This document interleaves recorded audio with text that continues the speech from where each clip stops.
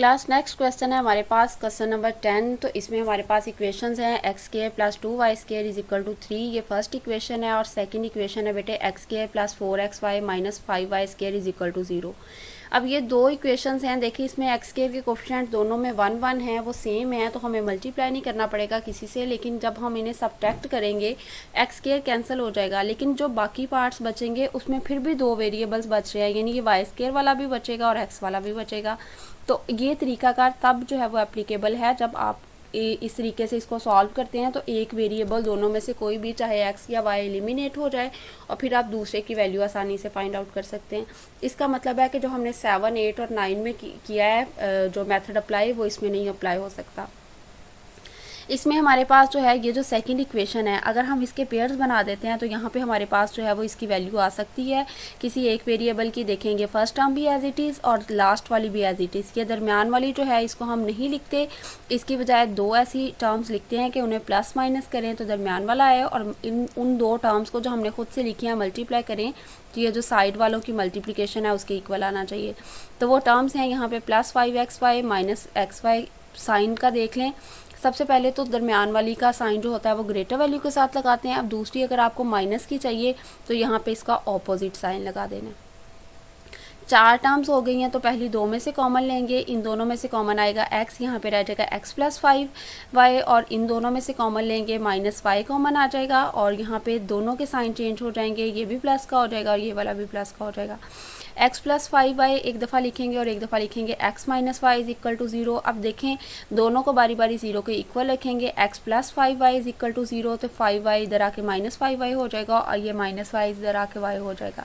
अब देखिए बेटे ये जो x की वैल्यू आई है इसको आप इक्वेशन, ये किसी इक्वेशन से आपने ये दोनों वैल्यूज़ निकाली हैं, ये आपने निकाली हैं इक्वेशन 2 से, इसे पुट करना है आपने दोनों को इक्वेशन 1 में। तो पहले मैं x की वैल्यू माइनस वाई पुट करूँगी और फिर मैं x की वैल्यू जो है वो y पुट करूँगी। इक्वेशन 1 है हमारे पास x square plus 2y square is equal to 3, तो एक्स स्केयर की जगह पे minus 5y square, minus square के बाद ख़त्म हो जाता है 25y square plus 2y square, ये हो जाएगा 27y स्केयर, और यहाँ पे 3 है, 27 इधर आकर डिवाइड होगा, ये बेटे हो जाएगा 1/9। तब हम उसका स्केयर रूट लेंगे तो ये प्लस माइनस और स्केयर रूट के बाद प्लस माइनस 1/3, यानी जब आपके पास y की दो वैल्यूज़ अब आ गई हैं 1/3 और माइनस 1/3। अब इसी इक्वेशन में भी आपने ये वाली वैल्यू भी इसी इक्वेशन में पुट करनी है 1 में, क्योंकि दोनों वैल्यूज़ आपके पास कहाँ से आपने जो है वो ली थी इक्वेशन 2 से, तो फिर 2 में नहीं पुट करनी वरना आंसर 0 आ जाएगा, 1 में पुट करनी है आपने। एक्स स्केयर आपके पास यहाँ पे सबसे पहले एक्स स्केयर है, तो x की जगह पे जब हमने वैल्यू पुट की y, तो y स्केयर आ जाएगा plus 2y square as it is equal to 3। y square और 2y स्केयर ये हो गया 3y स्केयर, 3 को इधर ला के डिवाइड किया तो ये 1 आ गया, 1 का जब हमने स्केयर रूट लिया तो प्लस माइनस 1 आ गया। अब ये चार वैल्यूज़ जो बेटे आई हैं ना हमारे पास, ये चारों जो है वो y की ही हैं। तो अब हमने x की वैल्यूज़ अगर निकालनी है ना तो बारी बारी हम इन वैल्यूज़ को जो है वो x की वाली वैल्यूज़ में पुट करेंगे ताकि हमारे पास इसी तरीके से 4x की वैल्यूज़ आ जाएं और फिर हमारे पास इस क्वेश्चन में 4 सोल्यूशन सेट आ जाएंगे। अब वो किसी क्वेश्चन में कितने सोल्यूशन सेट आएंगे वो उसकी जो है वो बेटे नेचर पे डिपेंड करता है। यहाँ पे ऑलरेडी उसका स्केयर मौजूद है इसलिए उसके ये वाले सारे सोल्यूशन सेट आ रहे हैं, लेकिन ये सारी वैल्यूज़ आपके पास x की हैं। अब हम इनको बारी बारी y की हैं ये सारी वैल्यूज़। अब हम x की वैल्यू फाइंड आउट करने के लिए बारी बारी इन वैल्यूज़ को किसी भी इक्वेशन में पुट करेंगे। सबसे पहले मैं पुट कर रही हूँ इसमें प्लस माइनस 1/3 वाली वैल्यू, तो ये आपके पास आ रही है जी y इज इक्वल टू 1/3, ये दोनों इस इक्वेशन में पुट कर रहे हैं जिससे वैल्यू निकाली थी x is equal to minus 5y और x is equal to minus 5y, क्योंकि ये इसी से रेलिवेंट है 1/3 वाली वैल्यू। तो माइनस 5/3 वैल्यू आ जाएगी और यहाँ पे प्लस 5/3 वैल्यू आ जाएगी। पहले मैं इसका सोल्यूशन सेट आपको यानी ऑर्डर पेयर बना के बता दूँ, फिर दूसरे वाली में पुट करेंगे। जब x माइनस 5/3 है तो y है 1/3, ये देखेंगे एक ऑर्डर पेयर बन गया हमारे पास। जब x 5/3 है आपके पास यहाँ पे, तो दूसरे वाली वैल्यू आपके पास है माइनस 1/3। एक्स 5/3 और ये वाली वैल्यू -1/3। एक आपके पास जो है वो ऑर्डर पेयर आ गया, दूसरा ऑर्डर पेयर है एक्स है -5/3 और वाई है 1/3, ये दूसरा ऑर्डर पेयर आ गया। ये हमने वैल्यू पुट की है सिर्फ इस इक्वेशन में, इक्वेशन थर्ड में। अब हम जो वाई की दूसरी दोनों वैल्यूज़ आई थी, एक +1 और एक -1, उसको इक्वेशन फोर्थ में पुट करेंगे। तो वो थी x is equal to y, तो x की जगह पे हमने वैल्यू पुट की है, हमारे पास y की वैल्यू 1 थी तो x भी 1 आ जाएगा, और जब y की वैल्यू जो है वो -1 है तो x की वैल्यू भी -1 आ जाएगी। तो पहला ऑर्डर पेयर बनेगा 1 1 का और दूसरा ऑर्डर पेयर बनेगा -1 और -1 का। इससे कोई फ़र्क नहीं पड़ता, आप इन सारे ऑर्डर पेयर्स को की तरतीब चेंज कर सकते हैं। मैं दोबारा आपको जो है ये इनका सीक्वेंस समझा देती हूँ इस क्वेश्चन का। आपने सबसे पहले सेकंड वाली इक्वेशन को फैक्टराइज करके उससे x की दो वैल्यूज़ निकालनी। जो x की वैल्यूज़ आई उसे आपने पुट किया इक्वेशन 1 में, तो आपके पास y की दो वैल्यूज़ आई। ये जो दोनों वैल्यूज़ हैं इसे आपने बाद में x की इसी वाली इक्वेशन में पुट करना है, और ये जो y की दोनों वैल्यूज़ हैं इसे आपने x की इसी वाली इक्वेशन में पुट करना है। फिर आपके पास 4 वैल्यूज़ आ जाएंगी, जो अपनी रेलिवेंट वैल्यू है x की y के साथ, उसके साथ उसका ऑर्डर्ड पेयर बना के, तो लास्ट पे सोल्यूशन सेट लिखेंगे आप। नेक्स्ट बेटे हमारे पास है क्वेश्चन नंबर 12। इसमें देखिए, अगर ना तो हम एलिमिनेट कर सकते हैं और ना ही हम फैक्टराइज कर सकते हैं, क्योंकि एक को फैक्टराइज करेंगे तो दूसरे में भी एक्स वाई वाला फैक्टर मौजूद है। तो फिर हमने क्या करना है कि इसको जो है वो मल्टीप्लाई इक्वेशन 1 को मल्टीप्लाई कर रहे हैं 3 के साथ, और इक्वेशन 2 को कर रहे हैं उसके साथ जो है वो 5 के साथ, और उसके बाद दोनों को सब्ट्रैक्ट कर रहे हैं। ये आपके पास आ रहा है 3xk + 3xy + 15, और यहाँ पे आपके पास है, हम इसको जो है वो क्यों 3 और 5 से मल्टीप्लाई कर रहे हैं, ताकि एटलीस्ट इसके जो लेफ़्ट हैंड साइड पे जो वैल्यूज़ रह गई हैं सिर्फ वही रह जाएं, और जो राइट हैंड साइड पे हैं वो 0 हो जाएं, ताकि ये क्वाड्रेटिक इक्वेशन की फॉर्म में आ जाए, और फिर हम इसके फैक्टर्स बना के लास्ट वाले क्वेश्चन की तरह इसको सॉल्व कर सकें। ये हो जाएगा 3x², ये हो जाएगा, दोनों xy वाले हैं सॉल्व हो सकते हैं। 3x में से -5x गए तो बाकी -2xy रह गया, और उसके बाद बेटे ये हमारे पास -5y² रह जाएगा, और ये +15 -15 से कैंसिल होगा, और ये आपके पास रह जाएगा 0। ये x² वाली और ये y² वाली को अलग-अलग लिख दिया, इससे कोई फ़र्क नहीं पड़ता, आप इसको स्टार्ट में भी लिख सकते हैं, लेकिन यहाँ मैंने तरतीब से लिख दिया, सबसे पहले x² वाली, फिर xy वाली, फिर y² वाली। अब ये फर्स्ट टर्म भी आपको पता है एज इट इज़ लिख लेते हैं, और लास्ट वाली भी एज इट इज़ लिख लेते हैं। दरमियान वाली जो टर्म है उसके हम दो फैक्टर्स बनाते हैं कि उन्हें प्लस माइनस करें तो दरमियान वाली टर्म आए, और मल्टीप्लाई करें तो साइड वाली टर्म आए।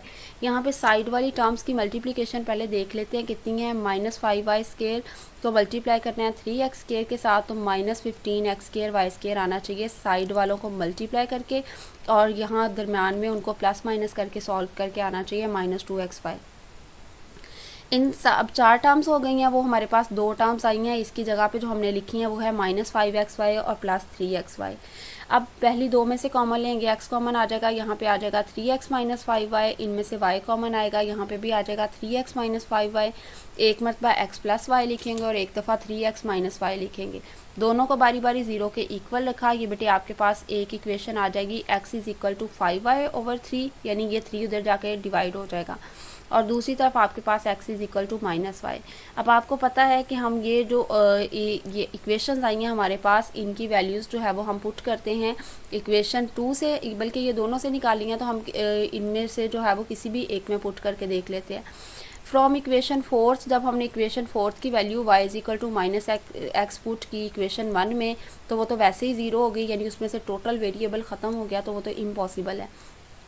अब हमने ये जो इक्वेशन 3 है इसको पुट करना है उसमें,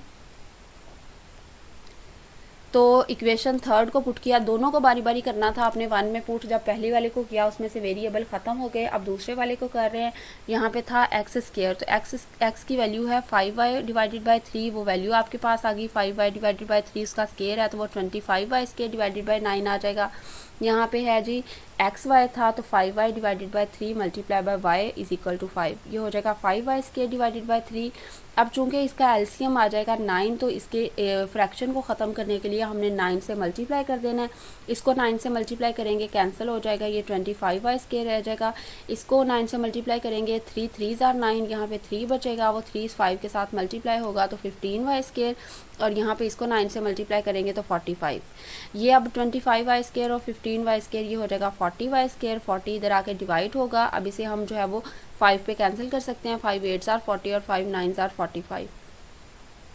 स्क्वायर रूट लेंगे इसका तो 9 डिवाइडेड बाई 8, 9 का स्क्वायर रूट होता है बेटे 3 और 2 का, चूँकि 8 का स्क्वायर रूट कंप्लीट तो नहीं आता, लेकिन जब हम इसकी फैक्टराइजेशन करते हैं तो ये चूँकि 2 क्यूब होता है तो 2 स्क्वायर अलहदा कर देते हैं और 2 अलहदा कर देते हैं। जो स्क्वायर होता है वो स्क्वायर रूट के साथ कैंसिल हो जाता है और जो जिसका नहीं स्क्वायर होता वो स्क्वायर रूट के अंदर ही रहता है, इसलिए 8 का आंसर आता है 8 स्क्वायर रूट का 2 इंटू 2 स्क्वायर रूट। तो ये आपके पास आंसर आ गया 3 ऊपर वाले का। डिनोमिनेटर का आंसर आ गया हमारे पास 2 इंटू 2 स्क्वायर रूट। ये चूंकि प्लस माइनस के साइन के साथ है इसलिए एक दफ़ा प्लस में आएगा, एक दफ़ा माइनस में आएगा। यहाँ से y की 2 ही वैल्यूज़ आई हैं क्योंकि एक दफ़ा जो जब हमने इक्वेशन में पुट किया था तो वहाँ पे सारे वेरिएबल्स ही ख़त्म हो गए थे। अब इसको आपने जो है वो इससे रेलिवेंट जो आपके पास इक्वेशन है उसमें पुट कर देना है। Now putting the values of y in equation third में पुट करना है आपने। y की ये वैल्यू है आपके पास, यहाँ पे जो है वो x इज़ इक्वल टू आपके पास था तो 5/3 मल्टीप्लाई बाय 3 ये y की वैल्यू आपने लगाई है। उसके बाद आपके पास ये वाला 3 से कैंसिल हो गया और यहाँ पे रह गया 5 divided by 2 into 2 square root. उसके बाद अगेन आपने उसी इक्वेशन में जो है वो y की वैल्यू लगाई है। उसके बाद आपके पास आ गया 5/3 multiply by -3 divided by 2 into 2 square root के 3 से कैंसिल होगा, यहाँ पे रह जाएगा -5 और divided by 2 into 2 square root. अब आपके पास दो सोल्यूशन सेट बन गए हैं। जब आपके पास x की वैल्यू है 5 divided by 2 into 2 square root तो आपके पास y की वैल्यू है 3 divided by 2 into 2 square root. ये आपके पास एक ऑर्डर पेयर बना है। इसी तरह माइनस की दोनों वैल्यूज़ को इकट्ठा करके x की ये वैल्यू और ये वाली y की वैल्यू, ये दूसरा ऑर्डर पेयर बना है। और आप जो है वो इसको दोनों ऑर्डर पेयर्स को जो है वो कॉमा का साइन दरम्यान में लगा के सॉल्यूशन सेट की ब्रैकेट में लिख देंगे तो ये इस क्वेश्चन का सॉल्यूशन सेट है। अगर यहाँ पे जो इक्वेशन एक हमारे पास फोर्थ थी उसमें जब हमने वैल्यूज़ पुट की हैं वो 0 ना होती तो इसके भी पहले की तरह 4 सॉल्यूशन सेट आते हैं। नेक्स्ट हमारे पास क्वेश्चन नंबर 13 है एक्स स्क्वायर माइनस 2xy और xy प्लस 3y स्क्वायर। इसमें भी हमने ऐसा ही करना है कि ये अगले वाले दोनों सेम हो जाएं ताकि हमारे पास ये 0 आ जाए और बाकी हमारे पास क्वाड्रेटिक इक्वेशन आ जाए। फिर इसे 2 से मल्टीप्लाई करेंगे और इसे 7 से मल्टीप्लाई करेंगे तो ये हो जाएगा 2x square minus 4xy plus 14 और ये हो जाएगा 2xy और ये 7xy क्योंकि इसको 7 से मल्टीप्लाई कर रहे हैं, ये 21y स्क्वायर और ये 14 हो जाएगा। जब हम इन्हें जो है वो ये दोनों प्लस के हैं इसलिए हमें सब्ट्रैक्ट करना पड़ेगा ताकि एक के साइन चेंज हो जाएं। तो नीचे वाले के हमने साइन चेंज कर दिए हैं, प्लस माइनस ये आ गया हमारे पास। ये इसके साथ पहले प्लस था, माइनस हो गया, इसके साथ भी पहले प्लस था। अब आप यहाँ पे साइन लगा सकते हैं माइनस का तो ये कैंसिल हो जाएंगे। 2x स्क्वायर का वाली कोई और वैल्यू नहीं है, वो अकेला ही आ जाएगा। इसी तरह y स्क्वायर वाली कोई और वैल्यू नहीं है तो -21y स्क्वायर आ जाएगा। ये क्योंकि नए वाले साइन आपने यूज़ करने हैं। अब माइनस माइनस प्लस 4 और 7 -11xy। अब हमने इसके पेयर्स बनाने हैं जो दरमियान वाली टर्म्स के हम फैक्टर्स बनाते हैं। फर्स्ट टर्म भी एज इट इज़ और लास्ट वाली भी एज इट इज़। इन दोनों को मल्टीप्लाई करेंगे तो ये हमारे पास आता है -42y स्क्वायर। अब हमने -11xy नहीं लिखना बल्कि -42x स्क्वायर, साथ में y स्क्वायर भी आ रहा है। उसकी जगह दो ऐसी टर्म्स लिखनी है कि उन्हें प्लस माइनस करें तो ये जो है वो आपके पास -11xy आए और उन टर्म्स को जो हम खुद से लिख रहे हैं मल्टीप्लाई करें तो ये जो साइड वालों की मल्टीप्लिकेशन का आंसर है वो आए। अच्छा, उसके बाद आप कौन सी वो टर्म सेलेक्ट करते हो पहले साइन देख लेते हैं। ग्रेटर वैल्यू के साथ ये वाला साइन और अगर यहाँ माइनस का चाहिए होता है तो ये वाला साइन उसका ऑपोजिट लगाते हैं आप। अब इन दोनों में से कॉमन आ जाएगा 2x तो यहाँ पे रह जाएगा x माइनस 7y। अब इनमें से 3y कॉमन आएगा तो यहाँ पे रह जाएगा x माइनस 7y।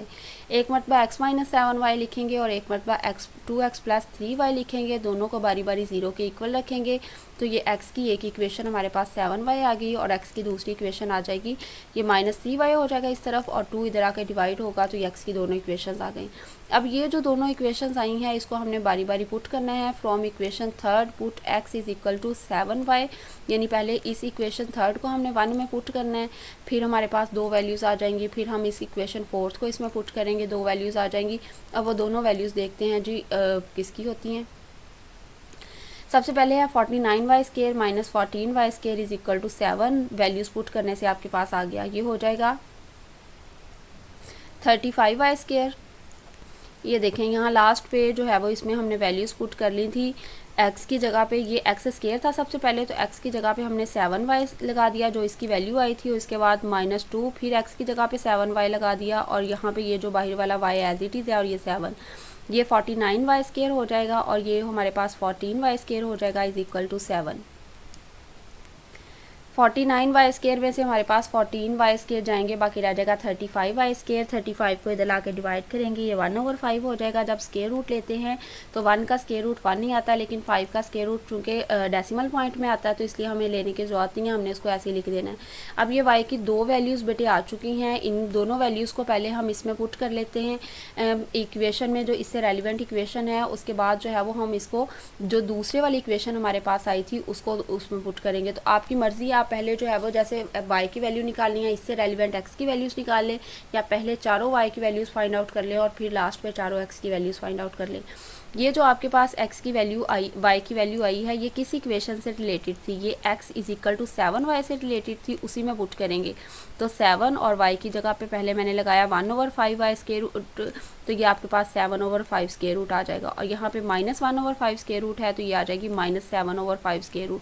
तो ये आपके पास दो ऑर्डर पेयर आ गए, एक x की वैल्यू ये वाली और y की ये वाली, और यहाँ पे x की ये वाली वैल्यू और y की ये वाली वैल्यू। क्वेश्चन के स्टार्ट पे दोबारा आए, ये यहाँ से मैं आपको रिपीट कर देती हूँ मेथड। पहले हमने जो है वो इसके दोनों जो है वो जो राइट हैंड साइड पे वैल्यूज़ थी उनको इक्वल करके सब्ट्रैक्ट कर दिया ताकि ये ज़ीरो हो जाए और ये क्वाड्रेटिक इक्वेशन बन गई। इससे हमारे पास दो जो है वो इक्वेशंस बनी थी।